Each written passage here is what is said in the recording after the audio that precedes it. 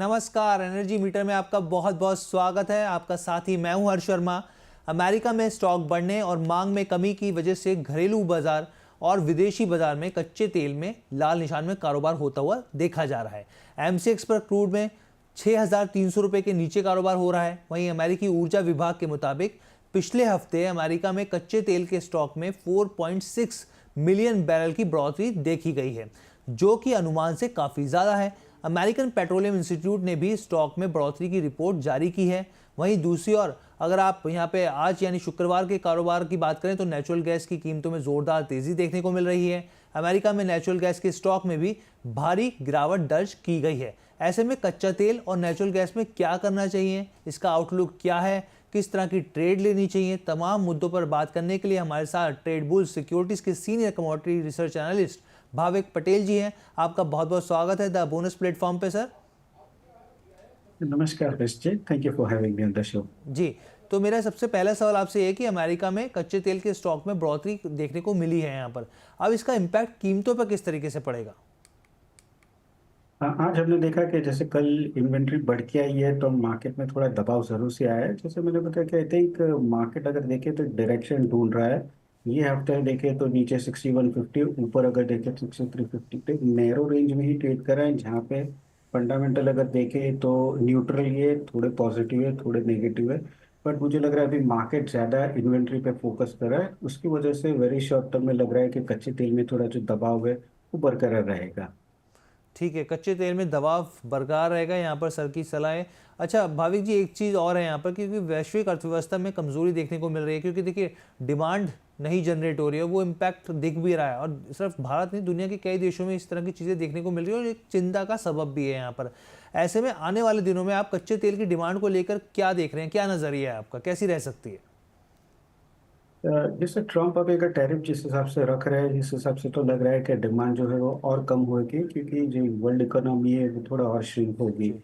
Positive I think वही है कि सप्लाई जो है वो शायद मेंटेन होगा, क्योंकि इस बार ओपेक प्लस की बैठक है और अप्रैल में जो वो लोग बढ़ाने वाले हैं प्रोडक्शन, वो शायद डिले हो सकता है। तो मार्केट उसी पे बैंक कर रहा है कि अगर डिले होता है तो डिमांड कम होगी बट एटलीस्ट सप्लाई नहीं बढ़ेगी। तो उसकी वजह से मुझे लग रहा है कि नेट नेट न्यूट्रल ही रहेगा, बट आगे जाके भी बहुत स्ट्रांग डिमांड मुझे नहीं लग रहा है ज़्यादा आ सकती है। शायद यूरोप से आ सकती है, क्योंकि वहाँ पे नेचुरल गैस के प्राइसेस बहुत बढ़ चुके हैं। तो उसकी वजह से उन लोगों को ज़्यादा बेहतर रहेगा कि गैस से ऑयल पे ट्रांसफ़र हो जाए और उनकी इंडस्ट्री है वो ऑयल पे चले, तो शायद समर में यूरोप में डिमांड हो सकती है। अदरवाइज एशिया में और यूएस में मुझे लग रहा है जो डिमांड है वो वीक ही रहेगी। ठीक है सर, जहाँ पर ओपेक प्लस की बैठक होने जा रही है, वहीं दूसरी ओर सर ये भी देखने को मिला है कि अमेरिका और यहाँ पर रूस के बीच बात हो रही है। अगर सीज फायर हो जाता है सर, तो वो किस तरीके से असर डालेगा? हमने ये वीक स्टार्ट में ही देखा कि जहाँ पे बात शुरू हुई है तो मार्केट में नी जर्क रिएक्शन हुआ था, और जी। उसके बाद मार्केट ने वो पूरा डिस्काउंट कर दिया है, क्योंकि अभी पीस स्टॉक जो है वो बहुत इनिशियल स्टेज पे, यूक्रेन भी नहीं है, यूरोप भी नहीं है। जी। तो अगर जैसे जैसे शायद प्रोग्रेस होगी तो मुझे लग रहा है कि एक नेगेटिव फैक्टर होगी। अभी फिलहाल मार्केट देख रहा है कि टॉक जो है वो कितनी प्रोग्रेस कर रही है। ठीक है सर। अच्छा सर, शॉर्ट टर्म के लिए कच्चे तेल के लिए को लेकर आपका आउटलुक क्या रहेगा? कच्चे तेल में 6400 का एक स्ट्रॉन्ग हर्डल है, मुझे लग रहा है अगर उसके ऊपर जाता है तो ही हमें तेजी देखने को मिल सकती है। अदरवाइज नीचे 6200 से 6150 के करीब आई थिंक एक बार टेस्ट रीटेस्ट जरूर से करने आएगा। तो आई थिंक कोई भी उछाल मिलता है अराउंड 6300 पे तो शॉर्ट कर सकते हैं 6200 के टारगेट के लिए, और 6355 का स्टॉप लॉस रख सकते हैं। ठीक है, यहाँ पे शॉर्ट करने की सलाह दी जा रही है यहाँ पर। अच्छा सर, नेचुरल गैस की बात की जाए यहाँ पे, तो स्टॉक में गिरावट देखने को मिली है और उसका असर आपको क्या कीमतों पर भी होता हुआ दिखेगा? जरूर से देखिए, 3 दिन में हमने बहुत स्ट्रॉन्ग रैली देखने को मिली है, जी। क्योंकि वेरी शॉर्ट टर्म में अगर देखें तो बहुत स्ट्रॉन्ग डिमांड है, ठंड बहुत है, उसकी वजह से जो वेल्स है वो सारे फ्रीज हो गए, तो सप्लाई कम हो चुका है, इसीलिए तेजी देखने को मिल सकता है। मुझे लग रहा है 400 से ऊपर शायद नहीं जा सकता, टॉप आउट हो सकता है, बट वेरी शॉर्ट टर्म में अगर कोई भी डिप मिल गया अराउंड 364 तो एक बार बाय करके चल सकते हैं 378 के टारगेट के लिए, और 358 का स्टॉप लॉस रहेगा। ठीक है सर यहाँ पर। अच्छा सर, आखिरी सवाल हम लोग ले लेते हैं। कच्चे तेल और नेचुरल गैस को लेकर जो ट्रेडिंग कॉल्स है, क्योंकि देखिए निवेशक जो है इंतजार करते हैं ट्रेडिंग कॉल्स का, आपके हिसाब से कच्चे तेल और नेचुरल गैस को लेकर किस तरीके की ट्रेडिंग कॉल्स होनी चाहिए यहाँ पर? कच्चे तेल में जब तक 6400 के ऊपर नहीं जाता तब तक लॉन्ग पोजीशन अवॉइड करनी चाहिए। तो 6300 के करीब अगर आता है तो शॉर्ट कर सकते हैं 6200 के टारगेट के लिए, और 6355 का स्टॉप लॉस रहेगा।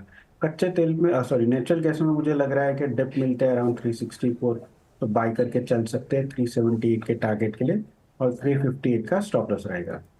ठीक है, हम लोग अपने व्यूअर्स के लिए एक बार रिपीट कर देते हैं जो सर ने कहा है यहाँ पर टॉप पिक्स के तौर पर। देखिए यहाँ पर नेचुरल गैस की बात करें यहाँ पर, तो फैब कॉन्ट्रैक्ट के लिए यहाँ पर 364 रुपये का भाव बताया गया है यहाँ पे, और यहाँ पे जो टारगेट दिया गया है वो 378 का दिया है। खरीदारी की सलाह दी जा रही है, और स्टॉप लॉस जो है 358 का आपको ध्यान रखना है। स्टॉप लॉस लगाना मत भूलिएगा यहाँ पर। अब उसके बाद हम लोग क्रूड की बात कर लेते हैं। क्रूड के मोर्चे पे क्या स्थिति है, तो ये देखिए आपके सामने स्क्रीन पर क्रूड जो मार्च कॉन्ट्रैक्ट के लिए यहाँ पर जो बेसिक खरीदारी बेचने की सलाह दी जा रही है, और 6300 के लेवल यहाँ पे बताए गए हैं।